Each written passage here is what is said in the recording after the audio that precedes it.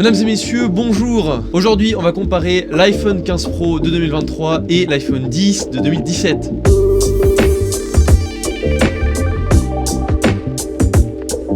Comme vous pouvez le voir, j'ai l'iPhone 15 Pro en bleu titane, que j'ai d'ailleurs unboxé dans cette vidéo, et avant celui-ci, j'avais l'iPhone 10 depuis 2017. C'est pour ça que je me suis dit que ça pourrait être intéressant de comparer l'évolution qu'il y a eu en 6 ans, de voir tout le changement qu'il y a eu, surtout qu'il y a certaines personnes qui se plaignent que d'année en année, il n'y a pas assez de changements. Et ben avec cette vidéo, on va voir si c'est vrai.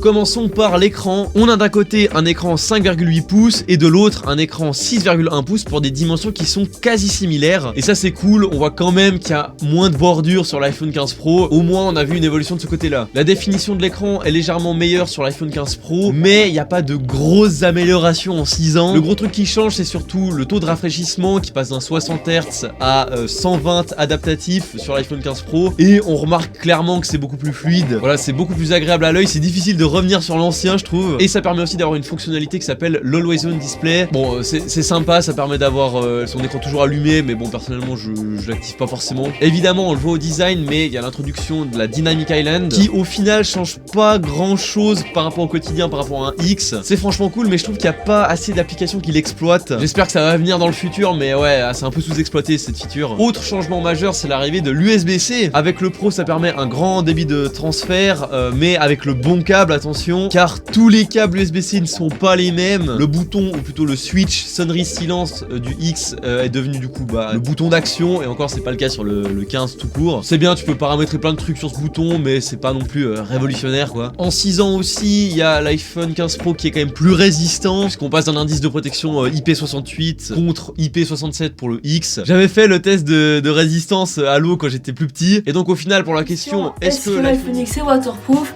Justement je dirais oui, mais faut pas faire ça tous les jours. Putain j'ai bien grandi hein.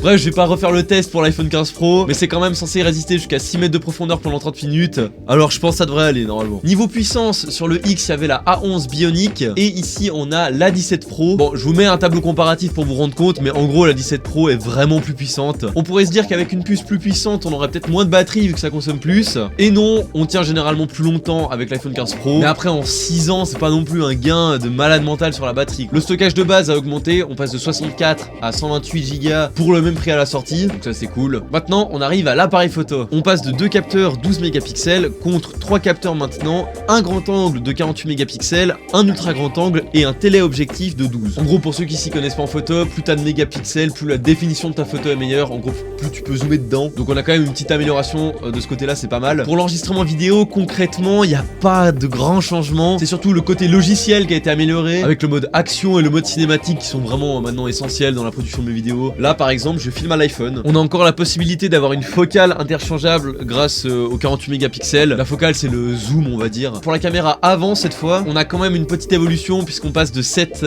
à 12 mégapixels et on passe d'un enregistrement en 1080p à de la 4K 60, donc une belle évolution quand même. Pour la sécurité, pour le déverrouillage, ça reste les deux Face ID. Le seul truc que j'ai remarqué qui change, c'est que maintenant sur l'iPhone 15 Pro je peux le déverrouiller quand je suis en paysage, alors qu'avant c'était pas possible sur l'iPhone X. Bon c'est une mini amélioration mais on prend quand même. Et bah voilà, hein, gentiment on a fait le tour. Bon alors je pense que vous l'aurez remarqué, mais évidemment c'est mieux, mais généralement c'est pas une révolution, il n'y a pas eu d'immenses changements en 6 ans quoi. Je sais pas, moi si on compare l'iPhone X à ce qui est sorti 6 ans plus tôt, là ça a rien à voir. Exemple tout bête, avant l'écran était nul, on avait du 960p contre de la 2K ensuite en 2017, donc là l'évolution elle est énorme. Donc, typiquement le design est objectivement différent. Je trouve qu'un iPhone 15 Pro ressemble beaucoup plus à un iPhone X qu'un iPhone X ressemble à un 4S. Maintenant la question c'est est-ce qu'on arrive à la limite de ce que la technologie peut nous proposer, ou est-ce que Apple a juste la flemme de se bouger le cul?